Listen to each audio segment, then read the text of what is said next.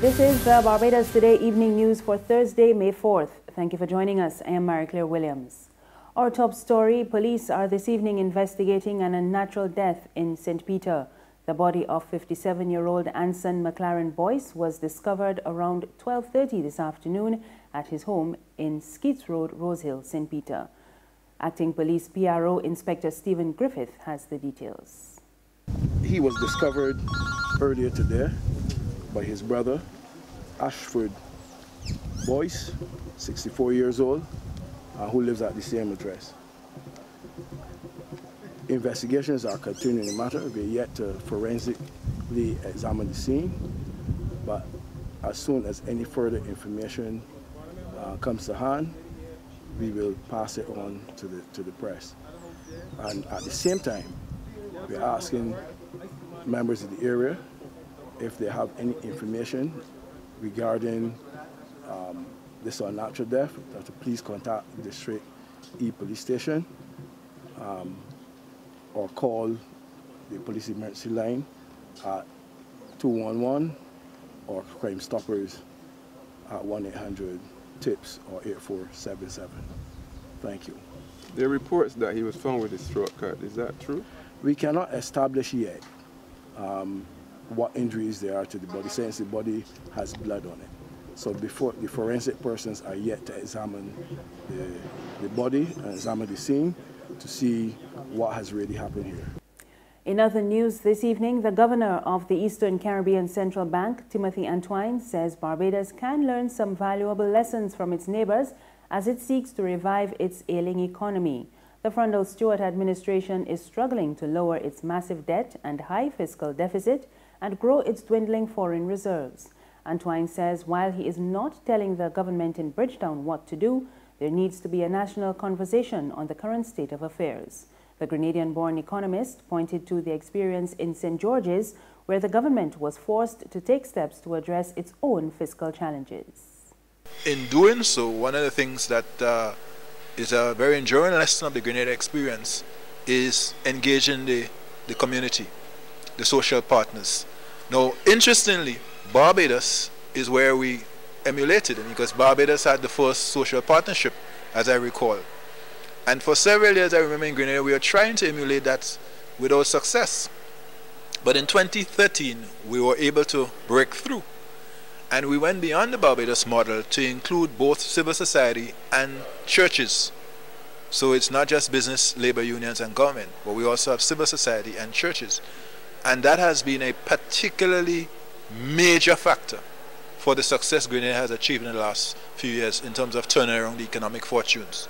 So at the end of the day, it's a conversation that must be had at the national level with all the partners, and then you figure out what is best. A violent incident at Parkinson Memorial School yesterday has prompted calls from criminologist Cheryl Willoughby for greater discipline of children.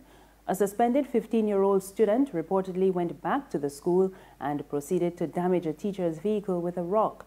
He was eventually restrained and escorted off the premises by police. Willoughby says parents and teachers should be free to administer appropriate forms of discipline, including corporal punishment. Well, you have to discipline according to the particular child and the particular incident. I know there's this big debate now whether we should flog or not flog.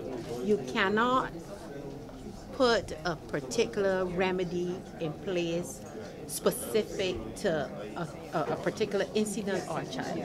You have to assess the situation. You may flog one child and it may work. That don't work for another child. So according to the child, according to the incident that the child may have gotten involved with, you have to determine the best strategy to put in place. On to sports now. West Indies have levelled the 3-match test series against Pakistan with a 106-run victory at Kensington Oval. Set 188 for victory on the final day, Pakistan were dismissed for 81. This was their second lowest total ever against West Indies, and they surpassed their record of 77 in Lahore 31 years ago. The series decider will be held in Dominica next week.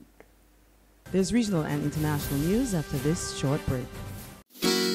When it comes to your family, what do you dream of? Enjoying the sights of Italy, seeing the Eiffel Tower for the first time, or experiencing the cuisine of Spain? Courts can make your family dream come true. Shop at Courts for a chance to win a dream cruise for a family of 4. Spend $999 or over at any Courts store or online at shopcourts.com. Every $100 gets you a chance to win that cruise to give you more fun time with your family by cruising the Mediterranean, a value of over $20,000. So stop dreaming and start shopping to make your dream come true at Courts, bringing value home.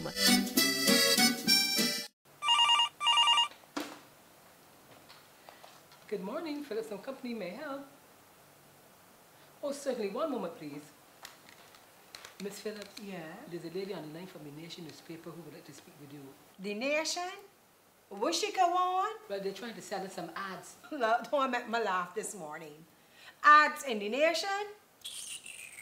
They're real expensive, and for what here, nobody ain't buying them papers no more. Nobody ain't want to steal news. I hear reading Barbados Today online for free. So I tell she thanks for calling, but no thanks. We just advertising Barbados Today, families. Tell she is Barbados Today all the way. Okay, I'll pass on the message. Ma'am, are you still there? Oh, she put down. The Barbados Today, news you can trust.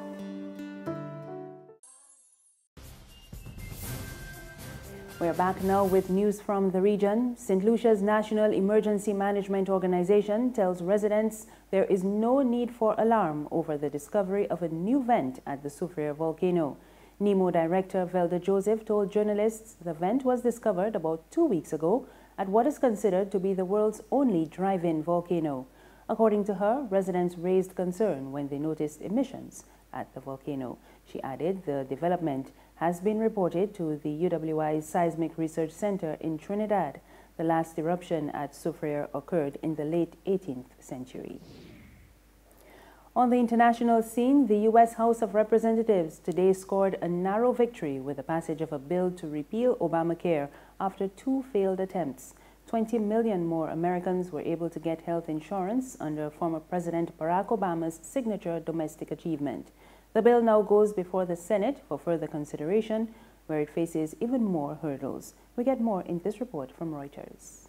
This is a repeal and a replace of Obamacare. Republicans are breathing a sigh of relief. This is a big victory for Trump and lawmakers like House Speaker Paul Ryan. All those on-again, off-again talks appear to have paid off on one of the most difficult issues in American politics. One thing is now clear. Republicans are committed to keeping our promise to lift the burden of Obamacare from the American people and put in place a better, more patient-centered system. The bill squeaked through with a party line vote of 217 to 213. Republicans framing the bill as a better way to provide affordable insurance. We can put this collapsing law behind us. Democrats saying it would add millions to the ranks of the uninsured. This is a pathetic process that everybody should be ashamed of. That's news this evening. Remember, you can get more on our website, www.barbadostoday.bb. You can also subscribe to our e-paper, email updates, and like us on Facebook.